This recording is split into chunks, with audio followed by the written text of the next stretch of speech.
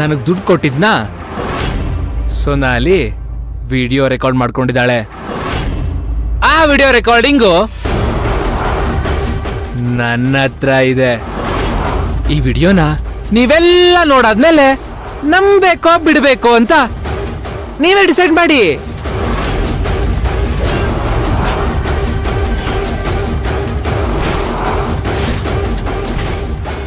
Sir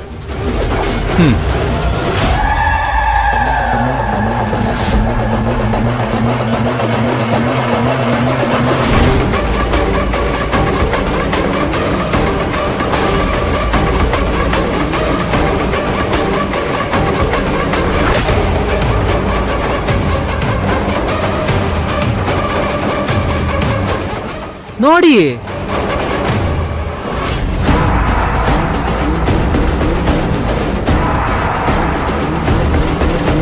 ಯಾಕಂಟಿ ಏನೋ ಮಾತಾಡ್ತಾನೆ ಇಲ್ಲ?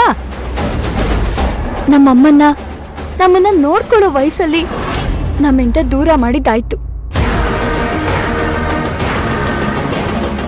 ತಾತನ್ನ ಜಾಗಕ್ಕೋಸ್ಕರ ಅವ್ರನ್ನ ಮೇಲೆ ಕಳಿಸ್ಬಿಟ್ರಿ. ನನ್ ಕಾಲನ್ನ ಹೀಗಾಗೋ ಹೋಗ್ ಮಾಡಿ ಟ್ರೀಟ್ಮೆಂಟ್ ಹೇಗ್ ನಡೀತಿದೆ ಅಂತ ಕೇಳ್ತಿದ್ದೀರಲ್ಲ, ನಿಮಗ್ ಮನಸಾಕ್ಷಿ ಅನ್ನೋದೇ ಇಲ್ವಾ ಅಥವಾ ಮರ್ಯಾದೆ ಅನ್ನೋದೇ ಇಲ್ವಾ?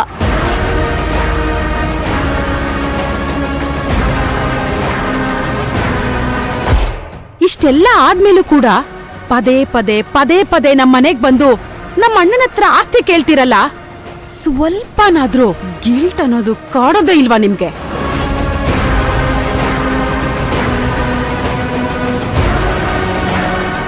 ಇನ್ನೊಂದು ಸಲ ಆಸ್ತಿ ಅಂತ ನಮ್ಮ ಮನೆ ಕಡೆ ತಲೆ ಹಾಕಿದ್ರೆ ಈ ಎಲ್ಲಾ ಸಾಕ್ಷಿಗಳು ಪೊಲೀಸ್ ಸ್ಟೇಷನ್ ನಲ್ಲಿರುತ್ತೆ.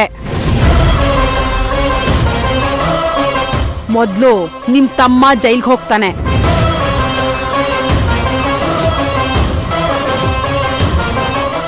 ಆಮೇಲೆ ಒಬ್ಬೊಬ್ರಾಗಿ ಓಂಕಾರ್ ಹಿಂದೆ ಹೋಗೋದಿಕ್ಕೆ ರೆಡಿ ಆಗಿರಿ.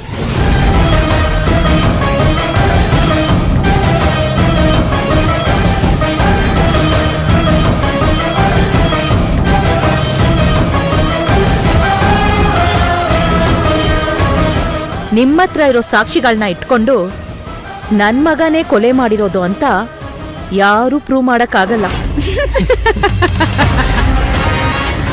ಸೂಪರ್ ಅಜಿ, ನಿಮ್ ಕಾನ್ಫಿಡೆನ್ಸ್ ಲೆವೆಲ್ ನನಗ್ ತುಂಬಾ ಇಷ್ಟ ಆಯ್ತು.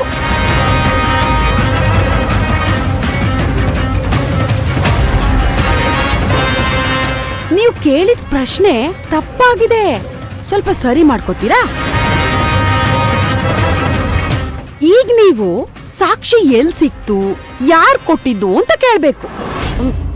ಯಾರ್ ಕೊಟ್ಟಿದ್ದು?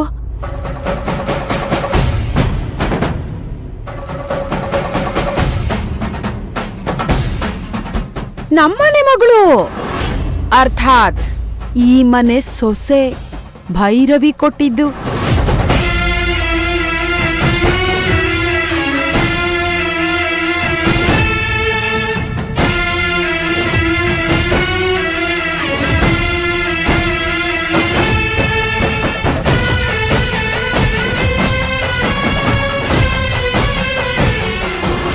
ಅವಳೇ ವಸುಂಧರಾ ಅವ್ರ ಹತ್ರ ಇರೋ ಡಾಕ್ಯುಮೆಂಟ್ಸ್ನೆಲ್ಲ ನಮಗ್ ಶೇರ್ ಮಾಡಿದ್ದು.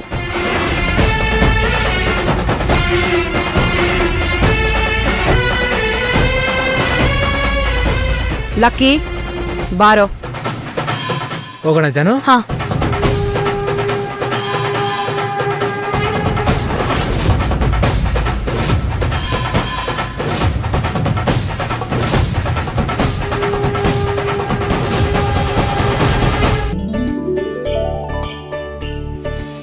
ವಿರಾಟ್,